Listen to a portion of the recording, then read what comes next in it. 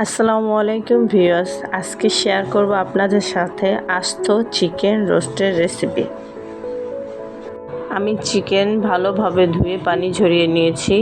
এখন চিকেনে সামান্য পরিমাণ লবণ, সামান্য পরিমাণ জর্দা রং দিয়ে ভালোভাবে মেখে রেস্টে রেখে দিব। এখন আমি পেঁয়াজ বেরেস্তা করব। পেঁয়াজ বেরেস্তার জন্য কড়াইয়ে পর্যাপ্ত পরিমাণ তেল গরম হলে তাতে পেঁয়াজ কুচি দিয়ে দেব। পেঁয়াজ ভালোভাবে নেড়ে চেড়ে ব্রাউন কালার হওয়া আগ পর্যন্ত আমি ভেজে নেব। আমার পেঁয়াজ বেরেস্তা হয়ে গেছে। এখন আমি পেঁয়াজ বেরেস্তা করার অবশিষ্ট তেলে এপিট ওপিট করে ব্রাউন কালার করে চিকেনটা ভেজে নেব।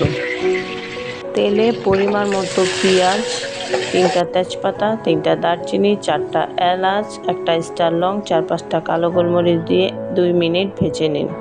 2 চামচ আদা রসুন পেস্ট দিয়ে 2 থেকে 3 মিনিট ভালোভাবে কষিয়ে নিন।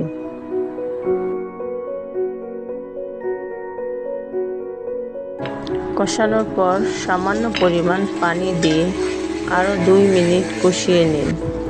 কষানোর পর 1/4 কাপ টক দই, 1/2 চামচ মরিচ গুঁড়া দিয়ে 5 মিনিট ভালোভাবে কষিয়ে নিন। কষানোর পর পরিমাণ মতো লবণ, সামান্য একটু টেস্টি সল্ট দিয়ে আরও 5 মিনিট কষিয়ে নিন। কষানোর পর 10-12টা কাজু বাদাম, 8-9টা কিশমিশ, 1/2 চামচ পোস্তদানা, সামান্য পরিমাণ জয়ফল, সামান্য পরিমাণ জয়ন্তী আমি পেস্ট করে রেখেছিলাম সেটা দিয়ে দিলাম। এখন 5 মিনিট ভালোভাবে কষিয়ে নেব যাতে এগুলির কাঁচা স্মেলটা চলে যায়। মশলা যত কষাবেন তত মজা হবে। আমি মশলা কষিয়ে ভাজা করে নিয়েছি। এখন এখানে চিকেনটা দিয়ে 5 মিনিট চিকেনটাকে এপিট ওপিট করে ভালোভাবে কষিয়ে নেব। আমার 5 মিনিট কষানো হয়ে গেছে। এখন চিকেনে 3 কাপ দুধ দিয়ে দেব।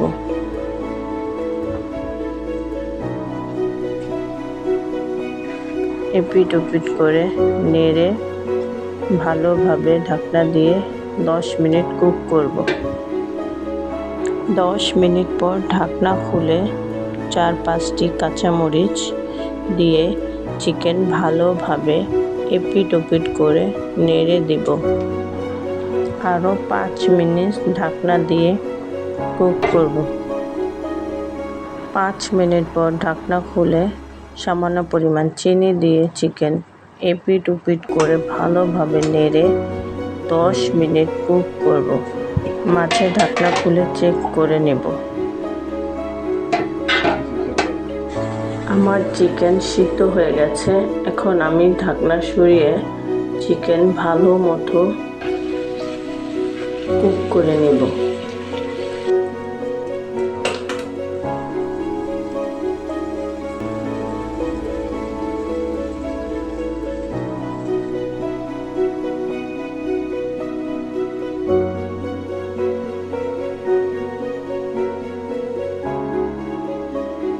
আমার চিকেন রোস্টের রেসিপি কমপ্লিট।